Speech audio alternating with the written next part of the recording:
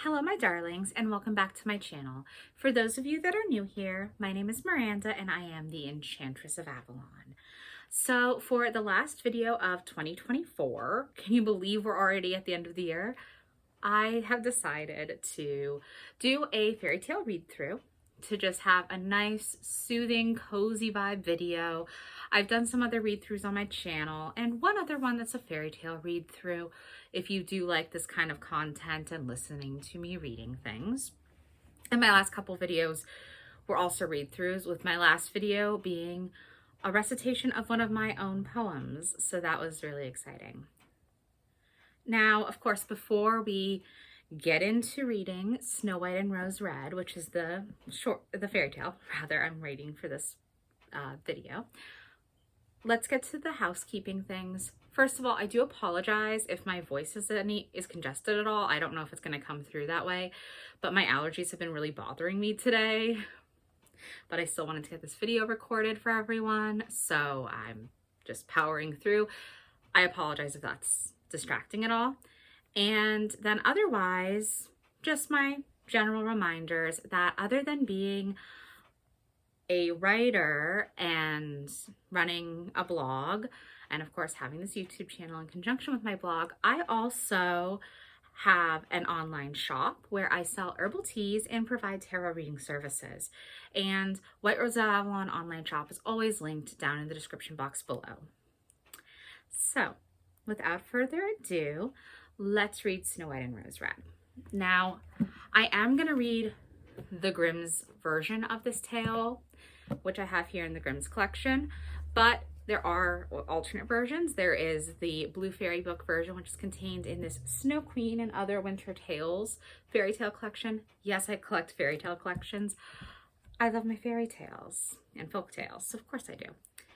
So I did want to read the original older Grimm's version. It's, of course, a little bit darker, but it is considered, of course, a winter fairy tale, which does make it ideal for this read through. All right. So, Snow White and Rose Red by the Grimm's brothers. There was once a poor widow who lived in a lonely cottage. In front of the cottage was a garden wherein stood 2 rose trees, one of which bore white and the other red roses. She had 2 children who were like the 2 rose trees, and one was called Snow White and the other Rose Red. They were as good and happy, as busy and cheerful as ever 2 children in the world were. Only Snow White was more quiet and gentle than Rose Red. Rose Red liked better to run about in the meadows and fields, seeking flowers and catching butterflies. But Snow White sat at home with her mother and helped her with the housework, or read to her when there was nothing to do. The 2 children were so fond of each other that they always held each other by the hand when they went out together. And when Snow White said, "Will we not leave each other?" Rose Red answered, "Never, so long as we live." And their mother would add, What one has, she must share with the other.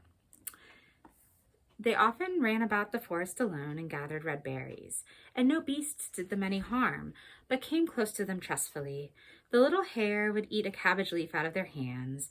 The roe grazed by their side. The stag leapt merrily by them, and the birds sat still upon the boughs and sang whatever they knew. No mishap overtook them. If they had stayed too late in the forest and night came on, they laid themselves down near one another upon the moss and slept until morning, and their mother knew this and had no distress on their accounts. Once they had spent the night in the wood and the dawn had roused them, they saw a beautiful child in a shining white dress sitting near their bed. He got up and looked quite kindly at them, but said nothing and went away into the forest. And when they looked round, they found that they had been sleeping quite close to a precipice and would certainly have fallen into the darkness if they had gone only a few paces further. And their mother told them that it must have been the angel who watches over good children. Snow White and Rose Red kept their mother's little cottage so neat that it was a pleasure to look inside it. In the summer, Rose Red took care of the house, and every morning laid a wreath of flowers on her mother's bed before she woke, in which was a rose from each tree. In the winter, Snow White lit the fire and hung the kettle in the reckon. The kettle was of copper and shone like gold, so brightly was it polished. In the evening, when the snowflakes fell, the mother said, "Go, Snow White, and bolt the door." And then they sat round the hearth, and the mother took her spectacles and read out aloud out of a large book, and the two girls listened as they sat and span. And close by them lay a lamb upon the floor, and behind them upon a perch sat a white dove with its head hidden beneath its wings. One evening, as they were thus sitting comfortably together, someone knocked at the door as if he wished to be let in. The mother said, "Quick, Rose Red, open the door. It must be a traveler who is seeking shelter." Rose Red went and pushed back the bolt, thinking that it was a poor man, but it was not. It was a bear that stretched his broad black head within the door. Rose Red screamed and sprang back. The lamb bleated, and the dove fluttered, and Snow White hid herself behind her mother's bed. But the bear began to speak and said, "Do not be afraid. I will do you no harm. I am half frozen and only want to warm myself a little beside you." "Poor bear," said the mother, "lie down by the fire. Only take care that you do not burn your coat." Then she cried, "Snow White, Rose Red, come out. The bear will do you no harm. He means well." So they both came out, and by the lamb and dove came nearer and were not afraid of him. The bear said, "Here, children, knock the snow out of my coat a little." So they brought the broom and swept the bear's hide clean, and he stretched himself by the fire and growled contentedly and comfortably. It was not long before they grew quite at home and played tricks with their clumsy guest. They tugged his hair with their hands, put their feet upon his back, and rolled him about. Or they took a hazel switch and beat him, and when he growled, they laughed. But the bear took it all in good part. Only when they were too rough, he called out, "Leave me alive, children. Snowy white, rosy red, will you beat your lover dead?" When it was bedtime, the others went to bed. The mother said to the bear, "You can lie there by the hearth, and then you will be safe from the cold and the bad weather." As soon as the day dawned, the two children let him out, and he trotted across the snow into the forest. Henceforth, the bear came every evening at the same time, laid himself down by the hearth, and let the children amuse themselves with him as much as they liked. And they got so used to him that the doors were never fastened until their black friend had arrived.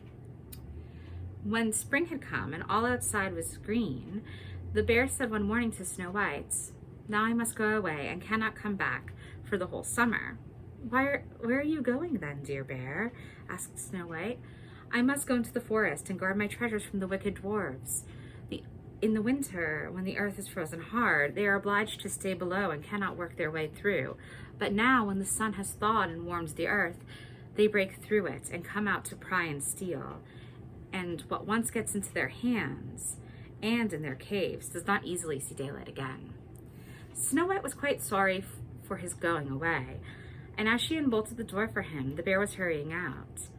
He caught against the bolt, and a piece of his hairy coat was torn off, and it seemed to Snow White as if she had seen gold shining through it, but she was not sure about it.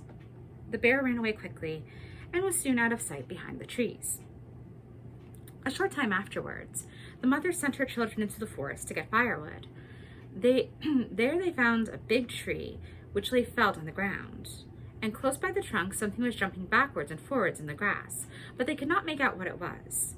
When they came nearer, they saw a dwarf, with an old withered face and a snow-white beard a yard long. At the end of the beard was caught in the crevice of a tree, and the little fellow was jumping backwards and forwards like a dog tied to a rope, and did not know what to do. He glared at the girls with his fiery red eyes and cried, "Why do you stand there? Can you not come here and help me?" "What are you about there, little man?" asked Rose Red. "You stupid prying goose," answered the dwarf.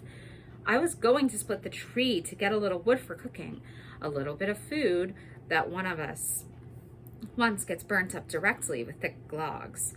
We do not swallow so much as you coarse, greedy folk. I had driven the wedge safely in, and everything was going as I wished, but the wretched wood was too smooth and suddenly sprang asunder, and the tree closed so quickly that I could not pull out my beautiful white beard. So now it is tight in, and I cannot get away." And the silly, sleek, milk-faced things laugh. "Ugh, How odious you are." The children tried very hard, but they could not pull the beard out. It was caught too fast. "I will run and fetch someone," said Rose Red. "You senseless goose," snarled the dwarf. "You should Why should you fetch someone? You are already too many for me. Can you not think of something better?" "Don't be impatient," said Snow White. "I will help you." And she pulled her scissors out of her pocket and cut off the end of the beard. As soon as the dwarf felt himself free, he laid hold of a bag which lay amongst the roots of the tree, and which was full of gold, and lifted it up, grumbling to himself, "Uncouth people, to cut off a piece of my fine beard. Bad luck to you." And then he swung the bag upon his back and went off without even once looking at the children. Some time after that, Snow White and Rose Red went to catch a dish of fish. As they came near the brook, they saw something in a large grasshopper, jumping towards the water, as if it were going to leap in. They ran to it and found it was the dwarf. "Where are you going?" said Rose Red. "You surely don't want to go into the water." "I'm not such a fool," cried the dwarf.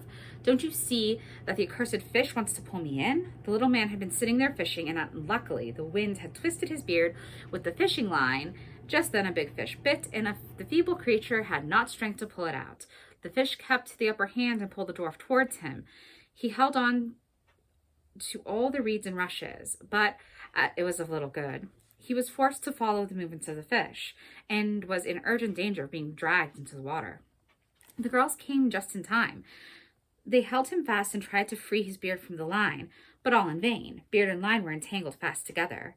Nothing was left but to bring out the scissors and cut the beard, whereby the small part of it was lost. When the dwarf saw that he screamed out, "Is that civil, you toadstool, to disfigure one's face? Was it not enough to clip off the ends of my beard? Now you've cut off the best part of it. I cannot let myself be seen by my people. I wish you had been made to run the soles off your shoes. Then he took out a sack of pearls which lay on the rushes, and without saying a word more, he dragged it away and disappeared behind a stone. It happened that soon afterwards, the mother sent the two children to the town to buy needles and thread and laces and ribbons. The road led them across a heath upon which huge pieces of rock lay strewn here and there. Now they noticed a large bird hovering in the air, flying slowly round and round above them. It sank lower and lower, and at last settled near a rock not far off. Directly afterwards, they heard a loud, piteous cry. They ran up and saw with horror that the eagle had seized their old acquaintance, the dwarf, and was going to carry him off. The children, full of pity, at once took tight hold of the little man and pulled against the eagle so long that at last he let his booty go. As soon as the dwarf had recovered from his first fight, he cried with his shrill voice, "Could you not have done it more carefully? You dragged at my brown coat so that it is all torn and full of holes, you helpless, clumsy creatures." Then he took up a sack full of precious stones and slipped away again under the rock into his hole. The girls, who by this time were used to his thanklessness, went on their way and did their business in the town. As they crossed the heath again on their way home, they surprised the dwarf, who had emptied out his bag of precious stones in a clean spot, and had not thought that anyone would come here so late. The evening sun shone upon the brilliant stones. They glittered and sparkled with all colors so beautifully that the children stood there and looked at them. "Why do you stand gaping there?" cried the dwarf, and his ashen gray face became copper red with rage. He was going on with his bad words when a loud growling was heard, and a black bear came trotting towards them out of the forest. The dwarf sprang up in a fright, but he could not get to his cave, for the bear was already close. Then, in the dread of his heart, he cried, "Dear Mr. Bear, spare me. I will give you all of my treasures. Look, the beautiful jewels lying there. Grant me my life. What do you want with such a slender little fellow as I? You would not feel me between your teeth. Come, take these two wicked girls. They are tender morsels for you, fat as young quails. For mercy's sake, eat them." The bear took no heed of his words, but gave the wicked creature a single blow with his paw, and he did not move again. The girls had run away, but the bear called to them, "Snow White and Rose Red, do not be afraid. Wait, I will come with you." Then they knew his voice and waited. And when he came up to them suddenly, his bearskin fell off, and he stood there, a handsome man, clothed all in gold. "I am a king's son," he said, and I was bewitched by that wicked dwarf who had stolen my treasures. I have had to run about the forest as a savage bear until I was freed by his death. Now he has got his well-deserved punishment. Snow White was married to him, and Rose Red to his brother, and they divided between them the great treasure which the dwarf had gathered together in his cave. The old mother lived peacefully and happily with her children for many years. She took the 2 rose trees with her, and they stood before her window, and every year bore the most beautiful roses, white and red. So I do know I tripped up a couple times when I was reading that, but I do hope you enjoyed listening. It's such an interesting tale, and I think it has so much to remind us about how important it is to respect nature, because there's so much time spent describing how Snow White and Rose Red are beloved by all the animals in the forest, and they never need to fear anything. In fact, the only fear comes from the dwarf because he has ill will towards them and because he was wicked to begin with. But even with his wickedness, these 2 very sweet girls are still always willing to help him out. It's really a great tale. I think it's beautifully written and beautifully told. I do love that we get to see that the bear at the end was in fact a prince all along and have that little romantic ending. It's sweet and very, very cute. And yes, I hope you enjoyed this and have a very Merry Christmas if you celebrate Christmas. I hope you had a blessed Yule as the solstice just passed. And I think Hanukkah's coming up. If you celebrate Hanukkah, happy Hanukkah. And any other wintertime holidays. And have a very, very happy new year. And I will see you in 2025. Bye now.